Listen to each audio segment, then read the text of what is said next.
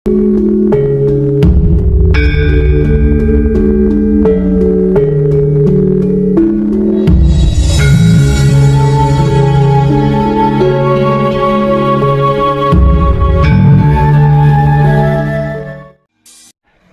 kelas 3 waktunya ke Yang Putri di Bendogrit Blitar sana. Itu sebelumnya Bung Karno telepon ke ibu gitu ya, Bu Wardoyo, karena saya sejak kecil, saya dan adik saya nomor 5 itu diambil anak pungut oleh beliau.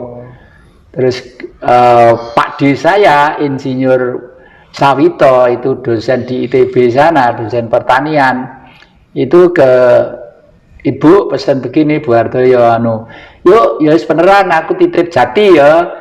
Jadi iki dadekno wong iku dalang pinter, nari pinter ngono lah. Kebetulan saya masih muda itu kan ya rada resik, rupane rada ganteng gitu ya. Jarine wong-wong. Jarine cewek-cewek li. Jadi Bu Wardoyo itu tahu saya tuh seneng banget di sana lah.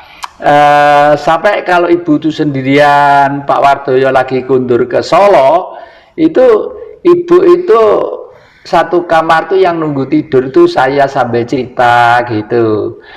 Ya tidur di kamar, ibu di tempat tidur, saya di bawah gitu sambil cerita. Ibu tuh cerita macam-macam gitu. Nah, Bung Karno kamarnya sebelahnya. Nah, waktu itulah saya mengetahui betul bahwa Bung Karno itu orang besar nomor 1 di dunia. Tapi pribadi, perasaan dan pikirannya itu betul-betul nol total. Tidak merasa bahwa beliau itu orang pandai, orang jabatannya tinggi, orang kuasa. Di Blitar itu kan sering ada pagelaran wayang kulit, dan dalang favoritnya itu Pak Gito Slotko dari Kademangan sana. Bung Karno itu ya kalau tidur dulu sore, tidur di kamar gitu, setelah itu ya lihat sama-sama di tengah-tengah masyarakat gitu. Tengah-tengah masyarakat, cuma selalu pakai kopiah, itu memang selalu ya, karena beliau itu nun sewu, nun rambutnya agak butak sedikit. Jadi nah dari sinilah saya betul-betul memahami. Oleh karena itu akhir-akhir ini saya lagi mencoba menulis buku yang sedang saya kerjakan. Saya tulis adalah Misteri Gunung Arjuna, karena Gunung Arjuna itu merupakan gunung purba yang sudah mati kebun dan kawahnya. Dan Bung Karno kenapa kok senang melihat wayang Purwo? Karena wayang Purwo itu kidung agung, tembang dulu kidung yang ada di lereng Arjuna. Yang ini ditulis dalam lontar-lontar yang kebanyakan itu diboyong Raffles. Ada berapa ton itu ke Eropa itu. Makanya dalam kesempatan yang akan datang mungkin saya itu akan menjadi tamunya kerajaan di Inggris sana, karena saya mempunyai sebuah lukisan yang karyanya William Churchill, Perdana Menteri Inggris pada waktu Perang Dunia Pertama. Itu mau Perang Dunia Kedua apa pertama itu ya, itu mau saya kembalikan ke sana. Kalau saya jual itu mungkin nilainya tinggi, tapi saya tidak materialistis. Saya lebih baik saya kembalikan ke sana sebagai ucapan terima kasih. Di samping si nakalnya si Raffles memboyong lontar-lontar yang jumlahnya berapa ton ke Eropa itu, ya untung diselamatkan Raffles. Kalau enggak di sini ya mungkin wes tuh rombeng disuwei enggak karu-karuan, karena bangsa kita itu mungkin inilah yang dikatakan gila-gilo Cina Londo gari sak judo, wong Jawa gari separuh, itu mungkin sekarang ini Jora Jawa, Cina ra Cina, Londo ra Londo, jadi separuh mogol maka. Nah ini ya, sebenarnya tanggal 20 itu hanya terjadi, biasanya itu hanya 100 tahun sekali peristiwa angka 20. Oleh karena itu ini jangan-jangan merupakan satu bacaan buat manusia. Kita harus ekstra hati-hati. Kok kebetulan kira-kira 2 bulan yang lalu saya melihat berita yang dikirimkan ke saya, video yang disuting dari lewat pesawat udara atau satelit gitu ya. Waduh, kutub utara udah lelah dan ikan-ikan di laut itu pada pengen darat. Ikan kecil-kecil tuh pengen darat. Itu di pantai-pantai di Filipina, di pantai-pantai di Laut Selatan sudah juga ada. Dan akhir-akhir ini saya itu kenal seorang paranormal kulit putih dari Jerman, namanya Jerry. Itu beliau bilang begini, beliau sekarang berada di daerah pantai selatan karena beliau pengen menyelamatkan rakyat di pantai selatan. Duh, kenapa diselamatkan? Ada 2 sebab, Pak. Satu, pantai selatan itu akan dibuat lintas selatan, lintas timur, lintas selatan. Jadi di sana akan menjadi daerah yang ramai. Saya tidak ingin rakyat Indonesia itu nanti terus-menerus menderita karena belum ada orang-orang yang memperhatikan akan kebahagiaannya sampai dia itu hidup di tengah-tengah kampung, mengantisipasi, ngajak nanti kalau ada apa-apa tolong siap-siap gini gitu ya. Dan kemarin ngomong-ngomongan seharian dengan saya di Sumberawan sana, saya kenalnya di Sumberawan, lalu dia sekarang pamit ke saya, mampir di rumah saya sini, lalu ke Laut Selatan, malah minta dibukakan tarot juga. Yang seneng tarot, seneng banget saya ceritakan tentang tarot. Dan dia itu anehnya bilang apa?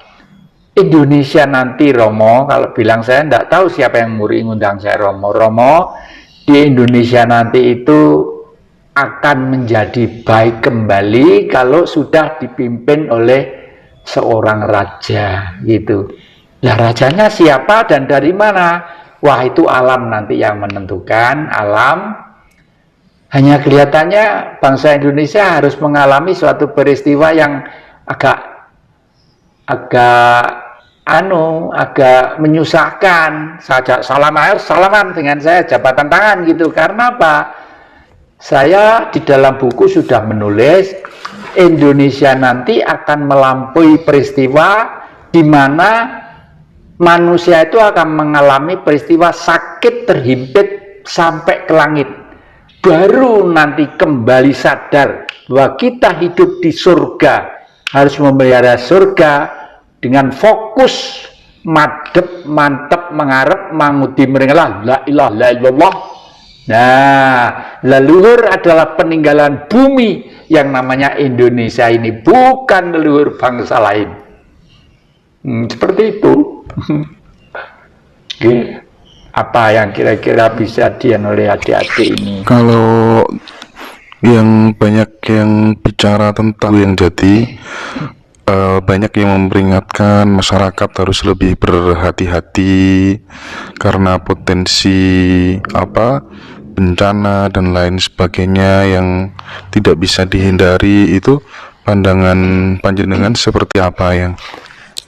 Jadi karena manusia hidup bermasyarakat, bergaul dan berkumpul, kita harus bersikukuh tetap menjaga negara Pancasila.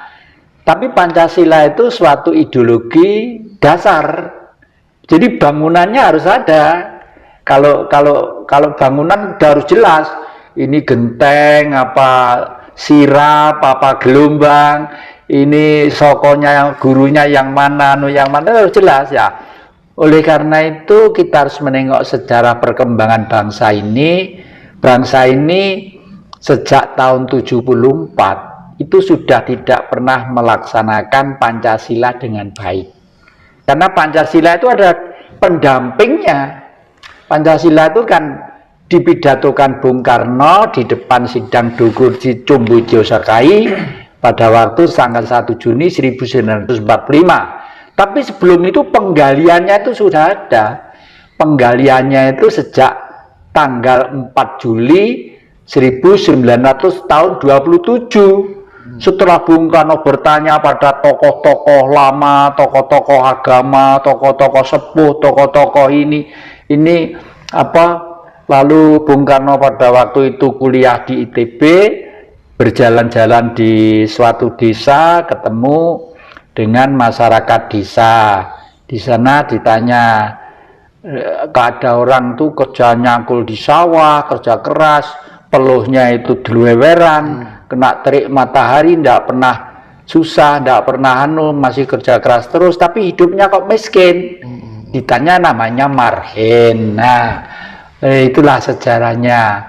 Jadi Marhen itu ternyata adalah bukan ideologi, nama orang yang kerja keras, pantang menyerah, punya tanah yang subur, punya kekayaan, tapi kok miskin. Apa yang buat miskin? Sistemnya. Oleh karena itu Bung Karno tidak pernah membenci kepada manusia, itu tidak pernah. Membenci Barat pun Bung Karno sebenarnya juga tidak pernah. Membenci Cina juga tidak pernah, membenci Arab juga tidak pernah.